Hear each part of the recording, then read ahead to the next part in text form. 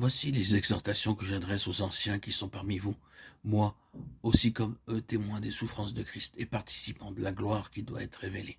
1 Pierre 5. Alors la nuée couvrit la tente d'assignation et la gloire d'Éternel remplit le tabernacle. Exode 40-34.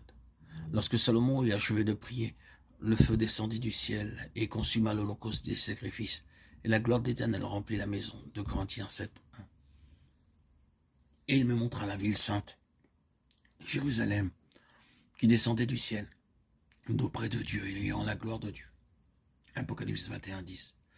Nous voyons que la gloire se trouve toujours en relation avec ce qui correspond à la pensée de Dieu, à ce qu'il désire, et qui a été réalisé en parfaite conformité avec ce qui a été révélé.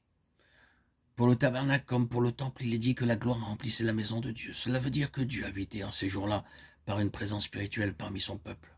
Dieu se tient là où il est honoré. Lorsque la gloire vint dans le lieu très saint du tabernacle et du temple, les sacrificateurs ne purent entrer dans la maison de Dieu. Ceci nous montre que la gloire est à Dieu seul. Comprenons bien, si nous voulons voir la gloire de Dieu dans son Église aujourd'hui, nous devons tout d'abord l'établir comme notre tête suprême et lui laisser le soin de gouverner notre vie, de rechercher son plan pour son Église, en nous attendant à lui, afin qu'il nous montre comment nous devons édifier sa maison spirituelle.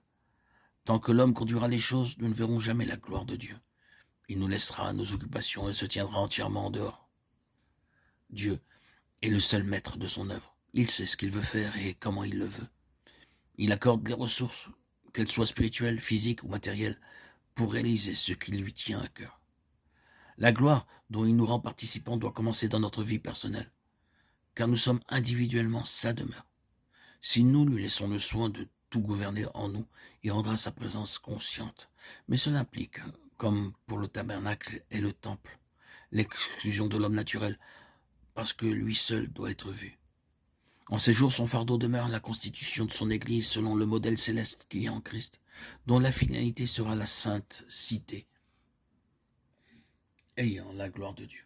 Cette sainte cité, ce sont les pierres vivantes entièrement livrées entre les mains du Dieu vivant, qui s'édifie en une maison spirituelle.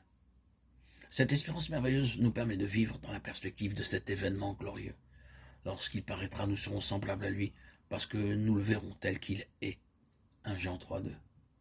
Lorsqu'il viendra en ce jour-là pour être glorifié dans ses saints et admiré dans tous ceux qui auront cru. 2 Thessaloniciens 1:10. Rendez grâce au Père qui vous a rendu capable d'avoir part à l'héritage des saints dans la lumière. Colossiens 1:12. Or, si nous sommes enfants, nous sommes héritiers, héritiers de Dieu et co-héritiers de Christ. Si toutefois nous souffrons avec lui afin d'être glorifiés avec lui. Romains 8:17. Celui qui vaincra héritera ces choses. Apocalypse 21:7. Courons avec persévérance dans la carrière qui nous est ouverte, ayant les regards sur Jésus. Hébreux 12:2. Je viens bientôt. Retiens ce que tu as, afin que personne ne prenne ta couronne. Apocalypse 3:11.